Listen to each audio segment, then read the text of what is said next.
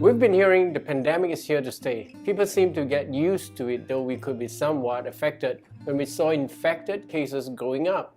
Singapore has been somehow relatively blessed with few infected cases, but that didn't stop all of us from monitoring the number of infected cases every day. Somehow, what was alarming for the past week was the surge in community cases due to a few clusters forming. It came unexpectedly, no one could predict that, and weekly community cases went up from 10 to 60 cases, a six-fold increase, so to speak. So what I can expect from the public or from anyone who has been closely monitoring the numbers would be an overreaction. And then we will see correspondents asking critical questions as to whether the authorities have done enough, or whether visitors to the infected hospital are wearing their masks all the time. Should we allow this or should we allow that? And probably you will see a dip in people going to church also. Now, being reactive is our human nature. And I believe that God has given every human being this reactive mechanism to protect ourselves, our loved ones, and the world we are living in. Nothing wrong with that, yet as people given the truths of God, we must think more than that. Now, personally, I don't believe being reactive can save the world. Why? Because reaction prompts overreaction. And overreaction brings about over-enforcement, which is not good for societal culture. It doesn't breed personal responsibility. It merely restricts people, but it doesn't change the heart. It doesn't prepare us for real crisis. Now, I understand we won't have 100% of the people think about personal responsibility, but it is good to cultivate ourselves to learn how to face crisis, especially as people who know biblical principles. Now, I'm going to point to you a simple verse from David, which I think will speak a lot into our fears today if we are feeling anxious and apprehensive about a sudden surge of COVID cases. Now, as we know, David lived in danger, including the years he was forced to hide from Saul. And yet he penned this in Psalm 121. Now he said, I lift up my eyes to the hills. Where does my help come from?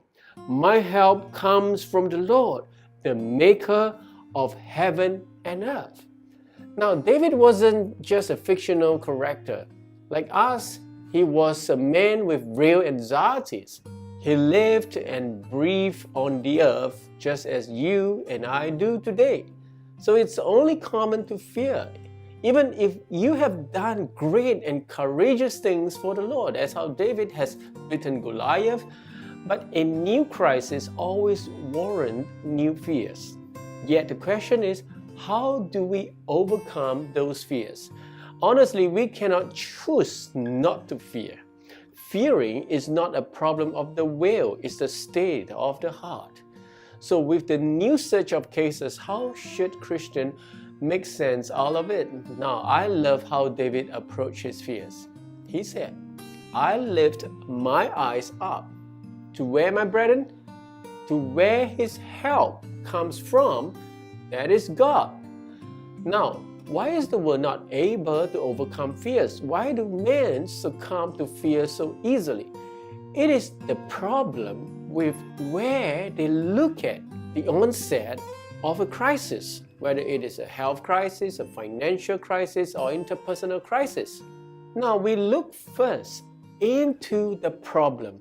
And not only that, we dwell in it. We get absorbed by it.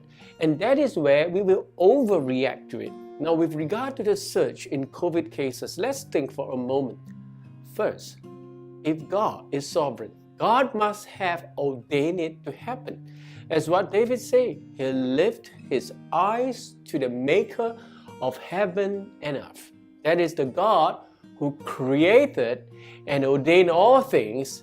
And if the good and sovereign God ordained and permitted such thing to happen, would He only want to create fear with that? Is that His main intention? Now, in our overreaction, we are not thinking beyond our fears. Most of us will be thinking, well, it happens unfortunately, so we better be careful. Now, if we were to think like that, we are no different from the pagans.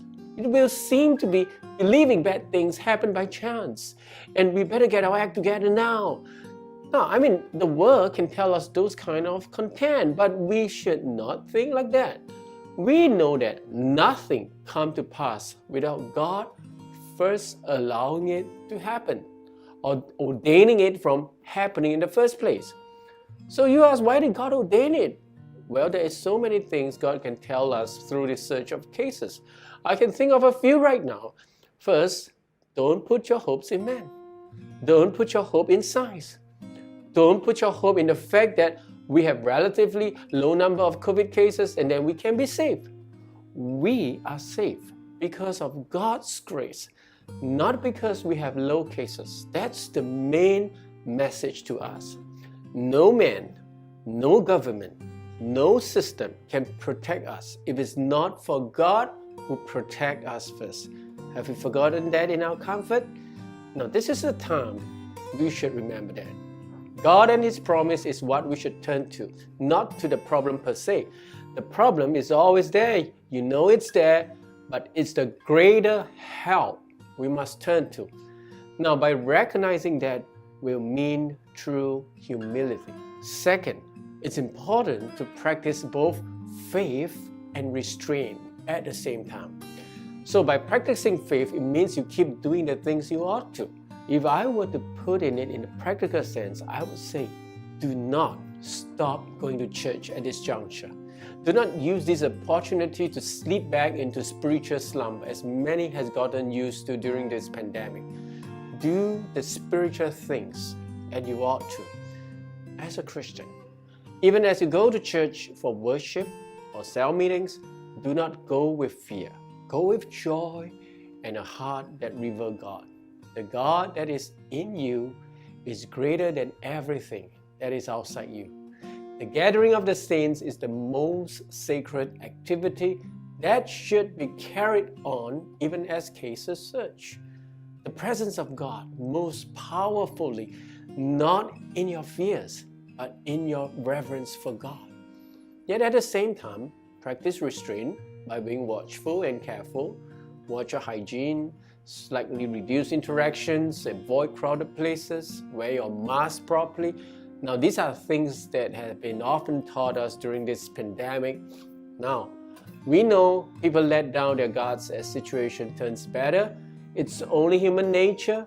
But when there is a surge in cases, we should be more watchful. So when you practice both faith and restraint, you can trust that God will shower His protection upon you, and there is no need to overreact in fear.